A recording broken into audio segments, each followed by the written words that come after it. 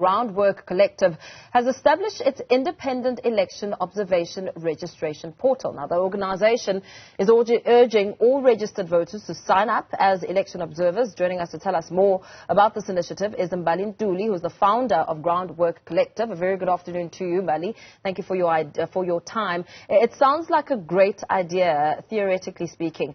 What criteria are you suggesting should be used in this election process? Thank you so much, Mpho. So obviously we know that in every election since 1994, we have always had independent election observers. The amount of them has decreased over the last few years, but given that this is going to be one of the most contested elections and the fact that there's so much new information for the average voter, you know, there's 3 ballots which no one has ever voted on before. There's the confusion a little bit in terms of the regional to national list that people have indicated that they are unfamiliar with. So part of our campaigning as Groundwork Collective for our exchange campaign was to firstly register as many young people as we could for the first time, do civic education with them, and the next component has been to do election observation, because it's important that people don't just become passive recipients of their democracy and just go out and vote, but that we're asking them to give a few minutes or a few hours of their time to also then actively protect their democracy by being an extra set of eyes and to be observers at their voting station. And really the criteria is that you have to be a registered voter in South Africa. We would do the training with you. We are accredited by the IEC. We would do training, and we have developed the technology and tools to be able to have people all around South Africa, both offline or online, depending on where they might be or what signal issues may come up, to be able to speak to our team and give really real live updates at the time of what's happening in their voting station. And we're hoping that we can be just another set of eyes to be able to help both the IEC, the police, or anyone that may need it on the time, because there are a lot of things that happen on voting day that you need to be aware of. Yeah, you say your training is accredited by the IEC. What tools will this training bring to those who want to participate? So, I mean, we are as an organization accredited by the IEC. The training is the same that in all observers get, I think, with all organizations that will be doing that. And that's there's a huge checklist of what you look for on the day, what should be happening in the voting station, what are the things that you look out for, has it opened on time, is there potential violence that is happening, are party agents behaving the way that they should be, are there scanners working? There's a long sort of checklist that we show you, and we do the training with you of what you should look out for. But also as observers, you're not expected to be the one that is now going to intervene. You are able to pass information along, and then there are channels in which we then are able to speak to the IEC or the relevant person to then be able to intervene. So it really is for you to be that set of eyes, but nobody's asking anyone to put their life on the line, for example, to be able to then pass on what is actually happening on your voting station. But I do also want to emphasize that I don't think that a lot of people know how absolutely fun it is to be there on voting day, to see people coming in, to see the vote, especially after the count as it happens in real time, and to be able to know what the results are. And I want to emphasize that it's not some boring job where you're just sitting and being a bean counter. It's really actually exciting to be there on election day. And that if you are a patriotic South African, instead of going out to Braai or to the beach on the day, could you give a couple of hours to really help this process?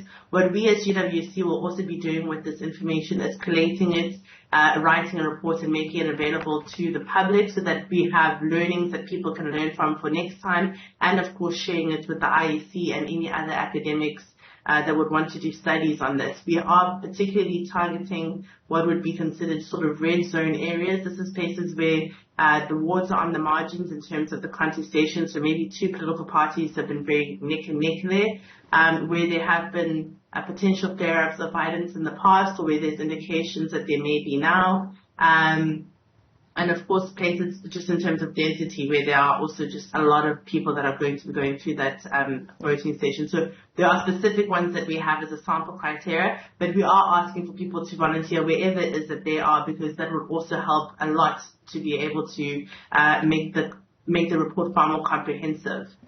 How many people are you hoping to sign up? And in terms of logistics, what sort of, what will you be looking at to place them?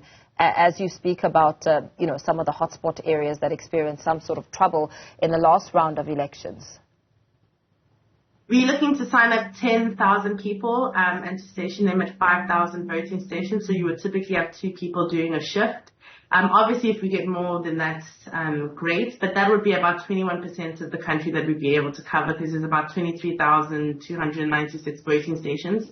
In terms of logistics, when the people sign up on our portal, they indicate where they would like to be. We have a team that is in each of the provinces that will then be contacting them. Our cutoff date is only on the 15th of April. We'll then be contacting people to allow them to know where it is that we're going to be training them, and what logistics it is that they need. So not everybody, for example, is going to need transport. Some people will have their own cars to be able to get to the voting station. Some people will be able to provide themselves their own food. But for where people are unable to do that, we have got some resources that we're able to be able to give those people. But we'll be able to know those full logistics once we have the full sign up and can see the clear mapping in South Africa of where we have people and where we don't have people. But we have a team in each of the provinces that has been allocated to making sure that they are ready to deal with any kind of logistical issues that there might be. Yeah, but we don't foresee that in this case. And very lastly, what's your view on some of the requests, for instance, by the DA to the US and other countries in their appeal for providing resources for the independent domestic observers ahead of the elections? I think the way in which it was worded was unfortunate, because it made it seem as though there was some kind of credibility issue with the IEC, and that's absolutely not the case. The IEC is one of the most credible institutions that we have in the country and the continent for running elections. And they don't just run national and provincial elections, they also do the local, they also do SGB, and they do all of the by-elections in the country. And I think that in the quest to politics, sometimes people forget the actual real work that the IEC does on a day-to-day basis. And I can't think of an institution that is better at being able to run the elections than them. But like any institution, if there is a constitutional ability for us to lend a helping hand as citizens and to take part in our active citizen duty, then we should. And so I think that the request was not, unusual in that we have had independent election observers from elsewhere, but usually that goes through the IEC anyway, and the IEC, as far as anyone's aware, is doing that process again. So yeah. I feel that there was an element of playing politics there, because we will have international observers. We always do. The IEC has always been fine with it. They've always continued the process.